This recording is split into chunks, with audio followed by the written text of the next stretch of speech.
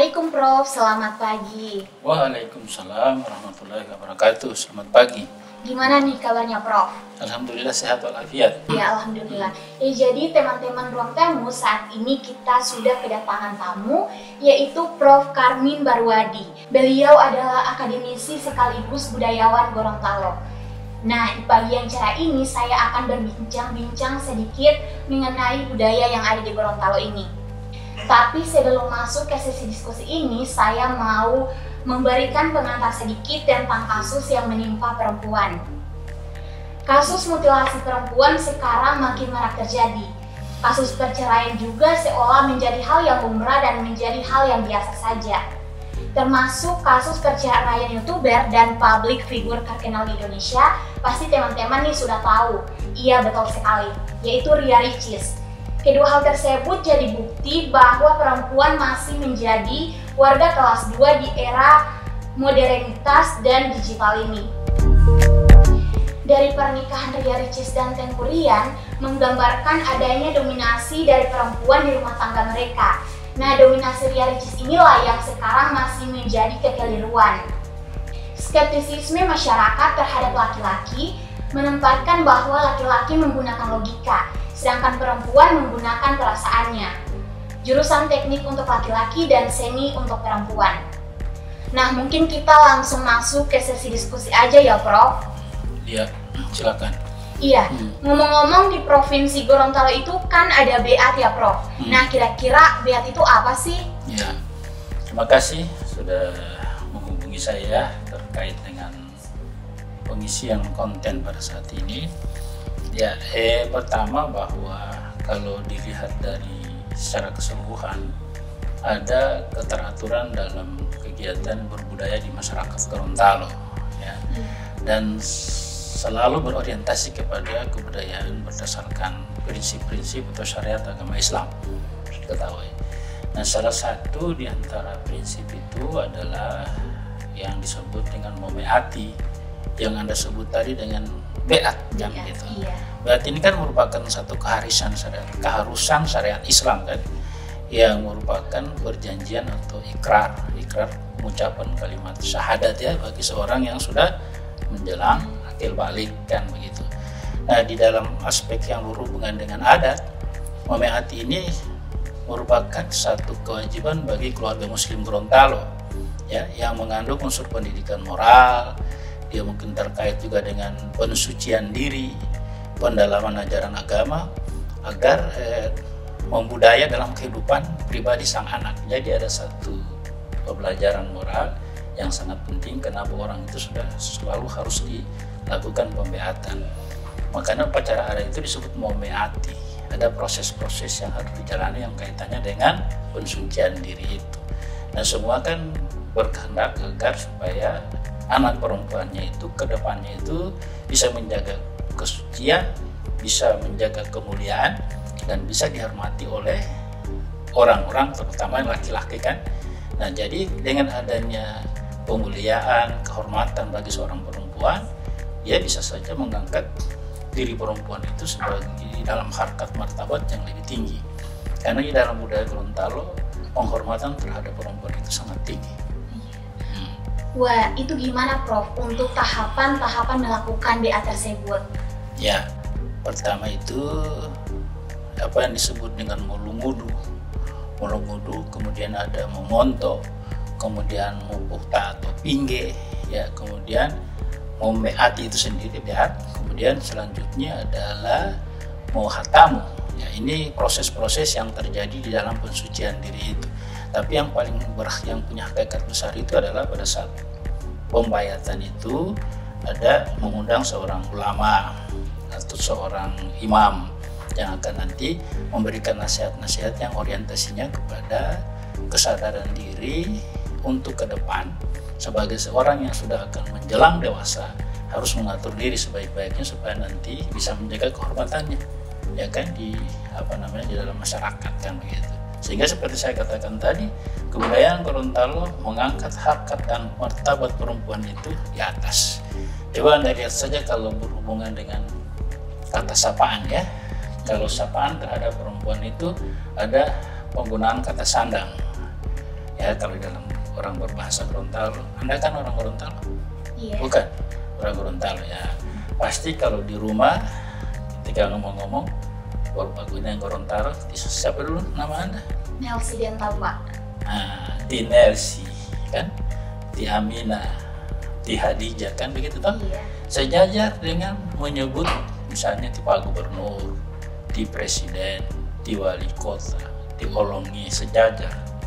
Itu menunjukkan bahwa perempuan itu disejajarkan dengan orang yang dihormati.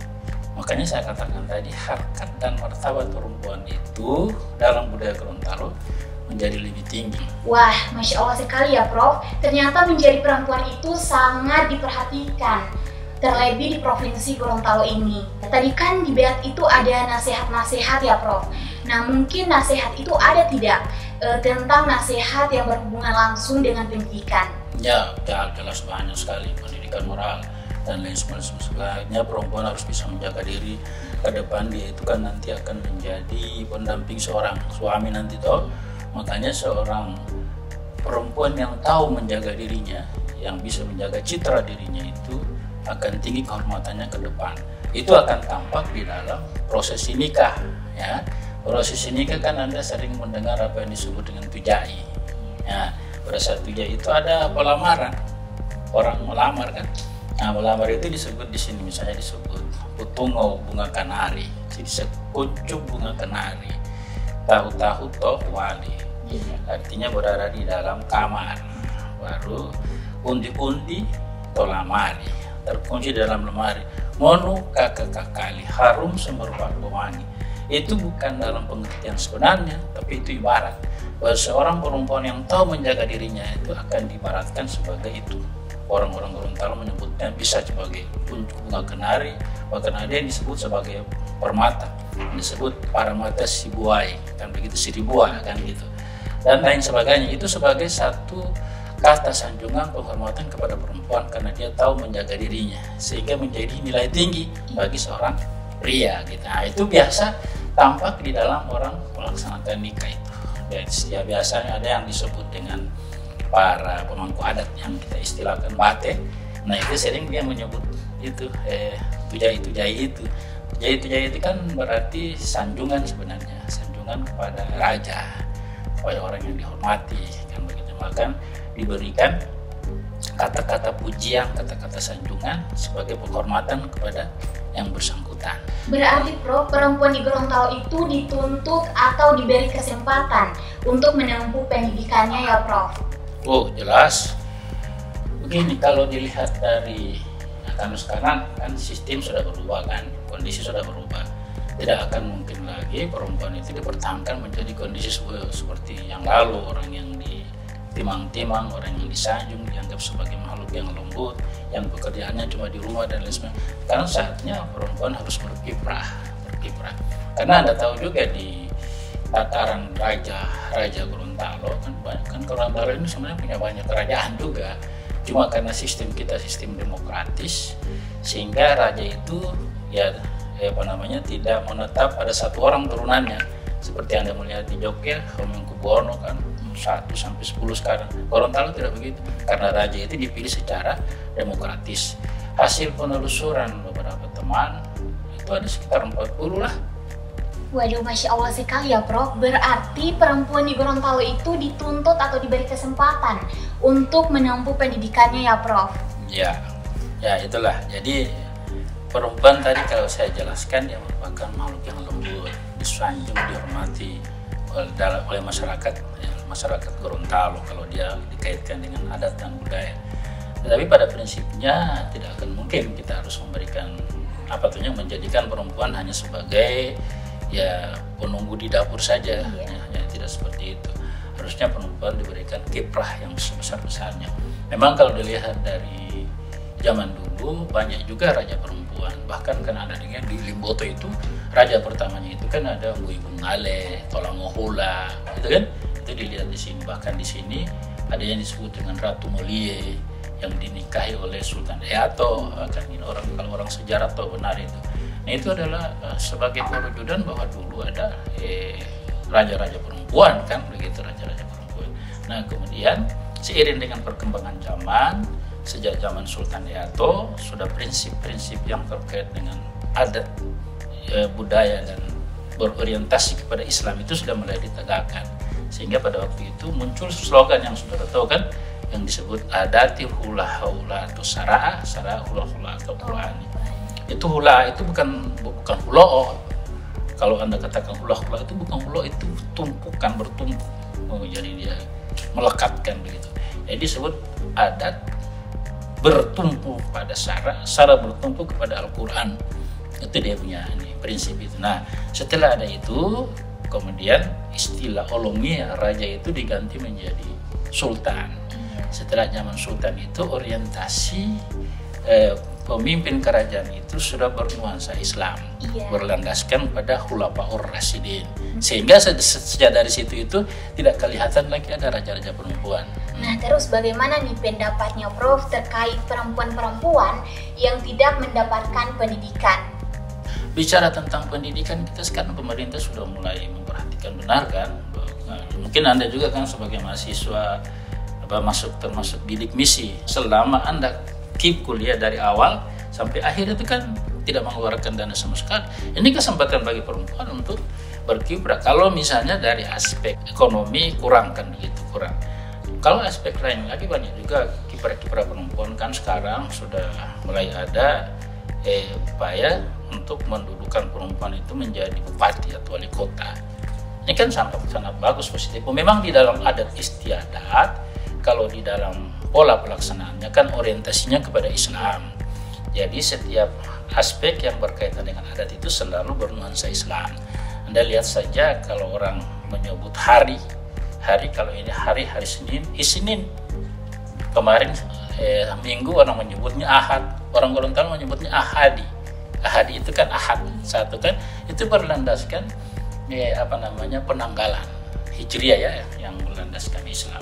Nah, itu menunjukkan bahwa orientasi kita kepada agama ini tetap menundukkan perempuan di atas, tapi pada prinsipnya dalam adat itu ada yang disebut dengan huhuloa lobulita. Nah, tapi kan melihat kasus yang ada sekarang bahwa perempuan itu yang berpendidikan tinggi kadang disegani oleh laki-laki yang datang meminang. Nah, kira-kira bagaimana nih menurut Prof tentang hal ini? Persoalan disegani dan tidak disegani tergantung kepada individu masing-masing. Kalau ada seorang laki-laki yang ingin ada perempuan yang punya titel tinggi, kalau dia berani, dia bisa saja kan melamar. Tapi kan tergantung laki-lakinya sendiri. Laki-lakinya sendiri tidak mau mendekati, padahal dari perempuan itu sendiri ya dia tidak masalah kan begitu. Mungkin karena takut dengan ketegasannya, takut nanti didikte dan lain sebagainya. Tapi ingat bahwa perempuan Gorontalo itu orientasinya selalu kepada aspek kelembutan itu yang diutamakan. Jadi tergantung kepada individu. Kalau ada laki-laki yang berani, apa salahnya sih? Iya. Jadi itulah mengapa laki-laki juga harus berpendidikan ya, Prof. Ya. Karena kalau berbicara soal pendidikan, ini wajib dimiliki oleh setiap orang tanpa melihat status atau gender. Nah, selain BEAT nih, apakah ada adat lain di Provinsi Gorontalo sebagai media pendidikan tradisional bagi perempuan, Prof? Ya, banyak. Kan perempuan ini ya, dulu kalau orang mengikuti pendidikan itu tidak seperti kita klasikal. Sekarang orang berguru, yang disebut dalam istilah atau budaya Gorontalo mohadamu, berguru pada satu orang face to face kan begitu. Tapi sekarang dengan kondisi yang sudah klasikal, ada beberapa orang, kemudian ada guru yang mengajar, itu kan tidak masalah lagi persoalan yang berhubungan dengan pendidikan. Jadi pendidikan, apalagi sekarang sudah ada kesejajaran perempuan dengan laki-laki, persoalan yang berhubungan dengan aspek pendidikan tidak lagi menjadi masalah. Karena memang dulu, coba lihat saja di sini, dulu orang-orang kita itu sangat bangga apabila anaknya itu punya pendidikan tinggi. Itu sebagai bukti bahwa perhatian terhadap pendidikan besar.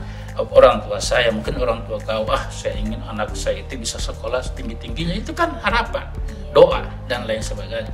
Menunjukkan bahwa perhatian masyarakat terhadap pendidikan itu sangat besar, karena dia tidak ingin anak-anaknya itu menjadi awam, bodoh.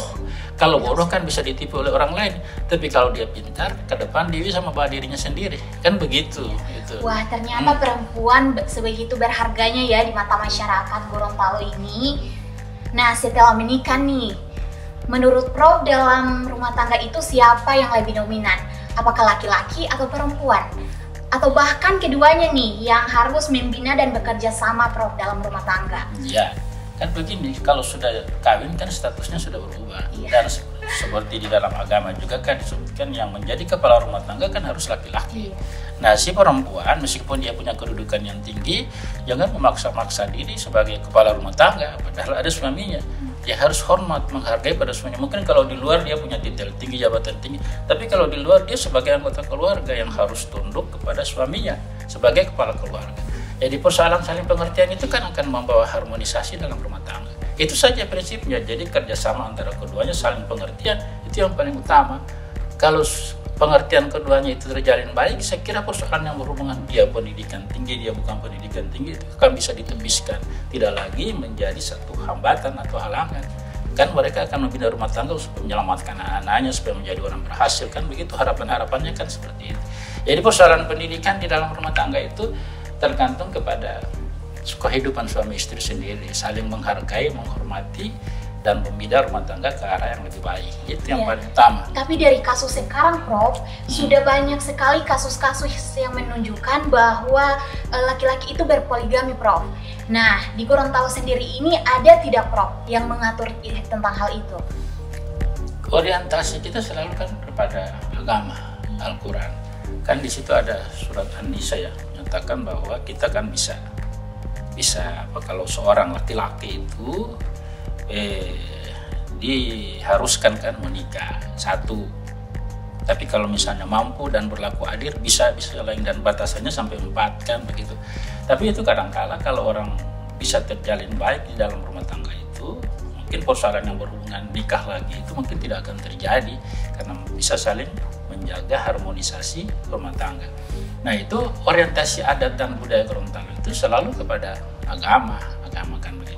Anda lihat saja karena itu ada keharusan dan lain sebagainya untuk menjalankan syariat Islam, ya pola-pola yang berlandaskan agama pun itu diikuti.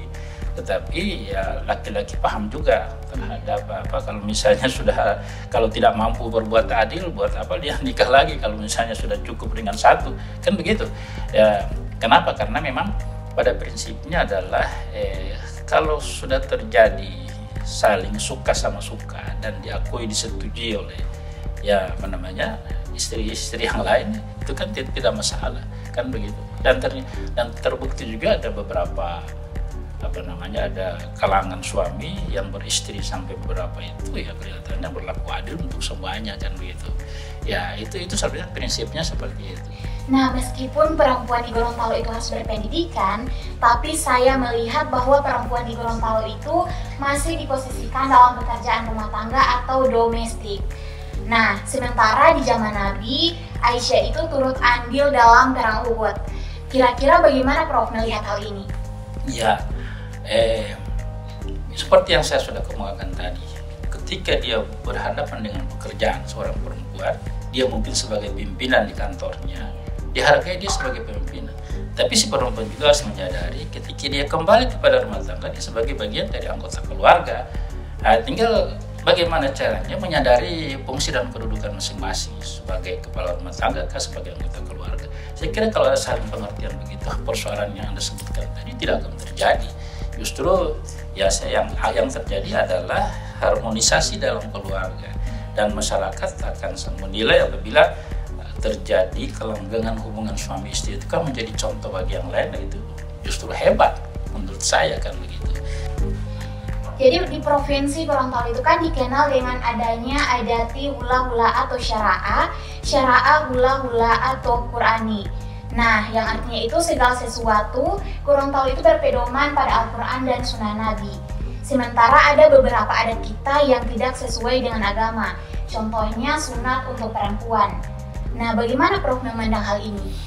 Ya, sebenarnya kalau yang namanya sunat untuk perempuan itu berarti tidak ini, karena tentang sunat bagi wanita itu dulu tidak pernah diperselisihkan syariat. Yang sekarang jadi polemik juga. Kalau di Afrika itu kan itu klitoris itu justru dipotong. Kalau di Gorontalo kan tidak.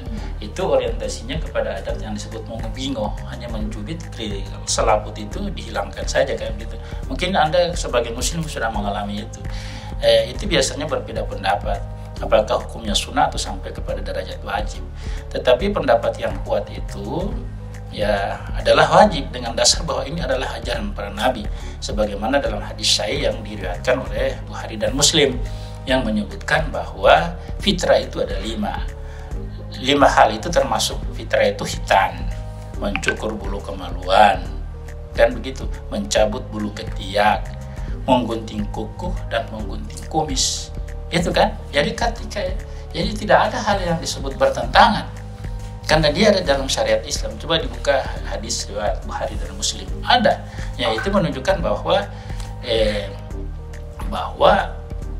ada itu kan dia fitrahnya kan ada di dalam Al-Quran. Yang kedua, alasan yang kedua adalah sebagai pembeda antara muslim dan muslim. Itu kan penunjukan itu kan. Nah, padahal hukum khitan itu kan banyak dibicarakan di situ. Nah, bagi perempuan hanya dianjurkan sedikit saja dan tidak sampai pada pangkalnya kalau dalam budaya kita. Hal ini berbeda sebagaimana laki-laki, karena laki-laki bertujuan untuk kesucian dan kebersihan, sedangkan wanita hanya untuk kemuliaan. Jadi sebenarnya tidak perlu dipertentangkan persoalan yang berhubungan dengan sunat itu. Jika sudah dewasa maka wanita tidak masalah jika tidak dihitan. Karena itu bukan merupakan satu kewajiban seperti laki-laki. Berbeda dengan laki-laki, meskipun sudah dewasa ketika masuk muslim ya harus dihitan. Karena hitan antara laki-laki dan perempuan dapat menambah kebahagiaan dan menjalankan kewajiban suami terhadap istri dalam Islam. Kewajiban istri terhadap suami dalam Islam atau kewajiban wanita dalam Islam. Itu yang merujuk ke sana, itu apa yang Anda sampaikan tadi. Setelah yang dijelaskan tadi, kira-kira bagaimana statementnya Prof tentang pendidikan? Ya, sekarang kan kita sudah berhadapan dengan teknologi yang semakin meningkat. Itu yang diakibatkan oleh adanya pendidikan ya. Pendidikan ini oleh karena itu perlu kita melakukan penyesuaian dengan keadaan zaman. Jangan membiarkan diri kita terpuruk terus. Oleh karena itu sudah banyak bukti-bukti juga bahwa kiprah wanita di berbagai negara itu sangat besar. Bahkan barusan sekarang saya baca saya baca di YouTube saja, seorang wanita berasal dari Jawa menjadi wali kota di Boston. Nah, kan itu luar biasa, di luar negeri saja gitu, seperti itu.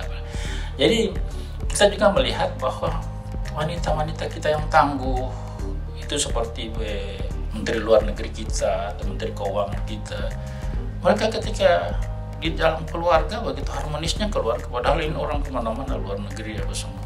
Itu menunjukkan bahwa pendidikan itu tidak menjadi halangan bagi hubungan antara suami dan istri, meskipun di dalam kedudukannya wanita itu mempunyai kedudukan lebih tinggi, pendidikan juga lebih tinggi. Jadi persoalan pendidikan jangan dipertentangkan antara yang tinggi dan yang rendah. Ketika seorang wanita bisa berkiprah karena pendidikannya, kita syukuri dan kita harus dukung untuk seorang wanita, karena persyaratan yang terkait dengan itu kan semuanya bisa terlihat dari kiprah-kiprahnya. Nah, begitu juga kalau bicara tentang hubungan rumah tangga, seorang wanita juga harus menyadari diri ketika sudah berada di lingkungan keluarga, dia sebagai anggota keluarga harus tunduk dan patuh kepada suami yang kepala keluarga. Dia juga harus pintar masak, dia harus menyediakan kebutuhan suami dan anak-anaknya ketika berada di rumah tangga. Dan suami dan anak-anak juga harus mengerti ketika istrinya berkiprah keluar karena kesibukan-kesibukan, sadarlah bahwa yang bersangkutan sedang dituntut oleh pekerjaannya. Gitu. Ya, Masya Allah. Jadi itu tadi pendapat dari Prof ya. Masya Allah, terima kasih Prof. Demikianlah obrolan saya dengan Prof Karmin Barwadi. Semoga hal ini dapat memberikan informasi-informasi yang positif untuk tamu di ruang temu. Nah, sampai jumpa di kesempatan berbahagia selanjutnya. Saya Nelsi pamit undur diri. Wassalamualaikum warahmatullahi wabarakatuh.